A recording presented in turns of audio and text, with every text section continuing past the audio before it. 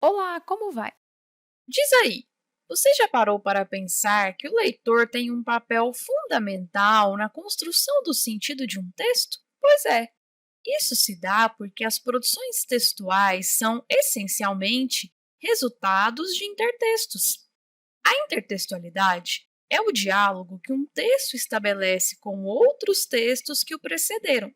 Logo, para que a mensagem de um determinado material seja apreendida de maneira satisfatória pelo leitor, este precisará recorrer à sua memória para recobrar outras leituras, que o ajudarão a assimilar possíveis conexões entre os textos, passíveis de indicar significados, ou então a partir da leitura, buscar outras referências para entender melhor o texto que foi lido.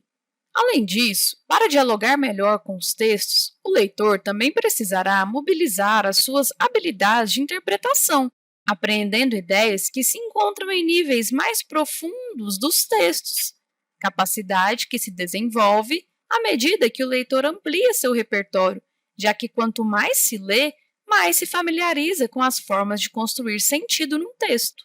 Bom, e o leitor também precisará utilizar a sua criatividade para não tornar a experiência da leitura algo que impeça a atuação da sua subjetividade, pois, do contrário, a interação se torna mecânica, já que cada pessoa tem a sua forma particular de trabalhar com os significados provenientes de um texto. E isso não quer dizer que os textos não tenham um sentido, mas que o leitor, dentro daquilo que o texto oferece de informações e intertextos, pode tirar as suas próprias conclusões. Agora, vamos observar alguns exemplos em que a intertextualidade é bem evidente.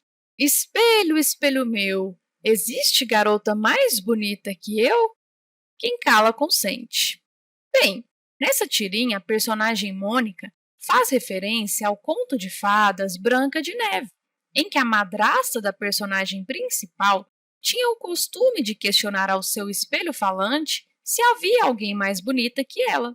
Bem, e se antes de ler a tirinha a gente já conhecesse essa história, ela fizesse parte da nossa memória de leitura, não estranharíamos a Mônica questionar ao espelho quanto à sua aparência.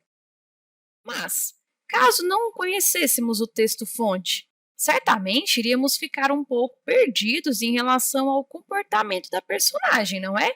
Muito provavelmente ficaremos sem entender qual a razão de perguntar coisas a um espelho. Porém, quando a gente sabe que há aí um intertexto, a construção de sentido da tirinha não fica comprometida. Vamos agora analisar esse anúncio publicitário.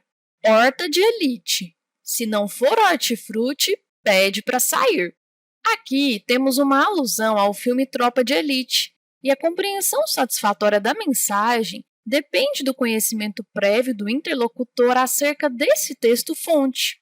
A construção visual do anúncio recupera o formato da capa do filme, como podemos notar, bem como uma fala muito recorrente que é pede para sair. No filme Tropa de Elite, há vários momentos em que personagens falam a outros que, se não aguentarem a pressão, não se sentirem qualificados para a realização do trabalho a que se lançaram, é melhor pedir para sair.